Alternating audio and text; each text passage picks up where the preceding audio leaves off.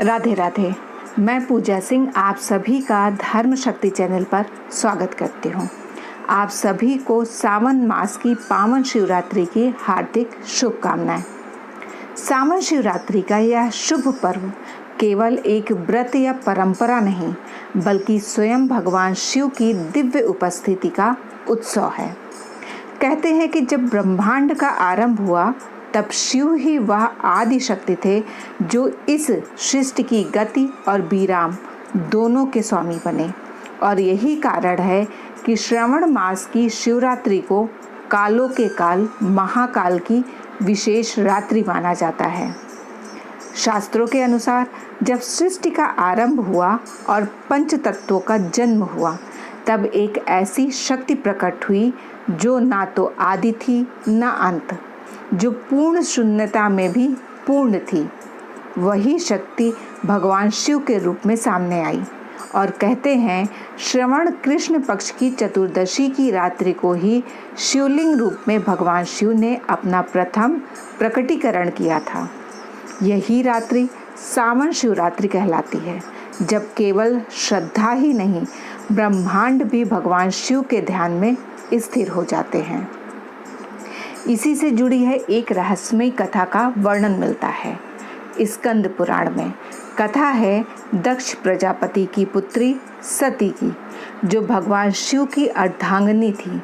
एक दिन जब सती ने अपने पिता दक्ष के यज्ञ में जाने की इच्छा जताई, तो शिव जी ने स्पष्ट मना किया, क्योंकि वह यज्ञ केवल अहंकार का प्रदर्शन था, जिसमें शिव का आमंत्रण भी नहीं भेजा गया था। पर सती अपनी जिद पर अड़ी रहीं और यज्ञ में पहुंच गई।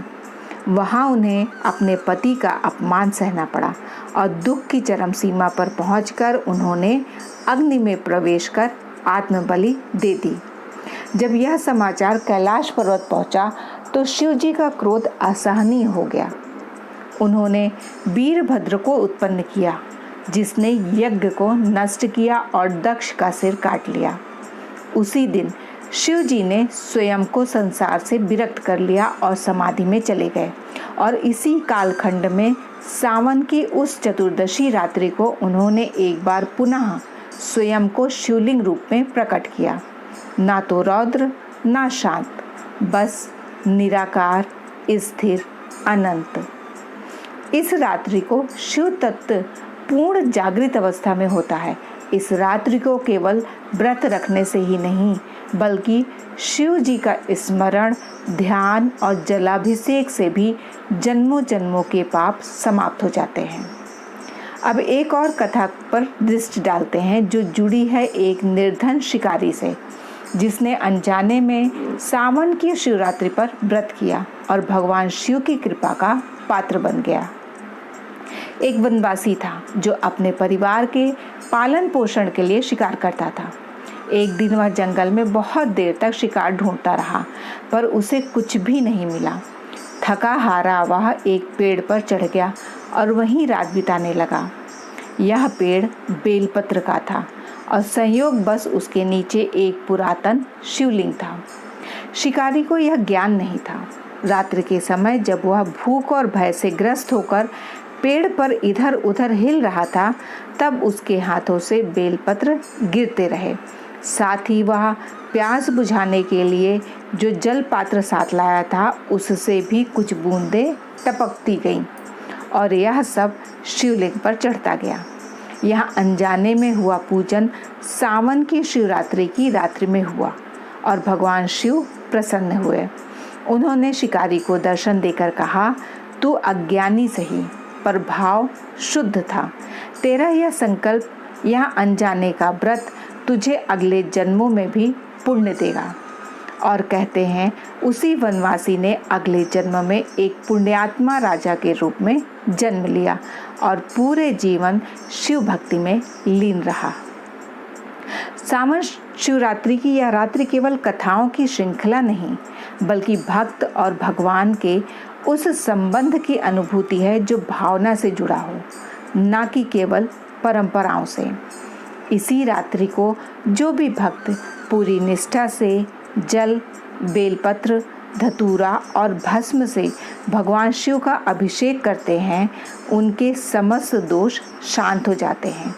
बेलपत्र शिव जी को अत्यंत प्रिय है क्योंकि इसकी 3 पत्तियां ब्रह्मा, विष्णु और महेश तीनों की प्रतीक मानी जाती हैं और जब यह एकत्रित रूप से शिवलिंग पर चढ़ता है तो सृष्टि, स्थिति और संहार तीनों शक्तियां शिव में समाहित हो जाती हैं।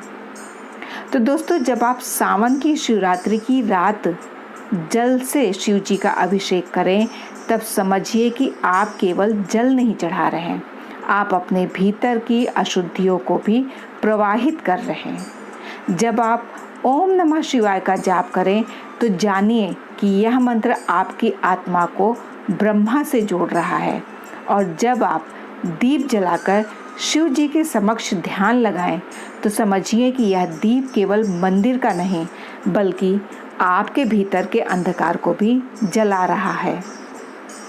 यह रात्रि एक अवसर है अपने भीतर के शिव को जगाने का।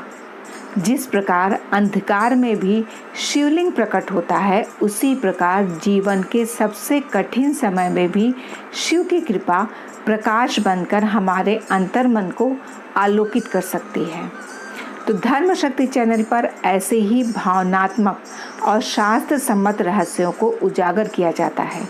यदि आप भी शिव भक्ति की इस दिव्य यात्रा में साथ देना चाहते हैं तो चैनल को जरूर सब्सक्राइब करें, वीडियो को शेयर करें और कमेंट में लिखें हर हर महादेव।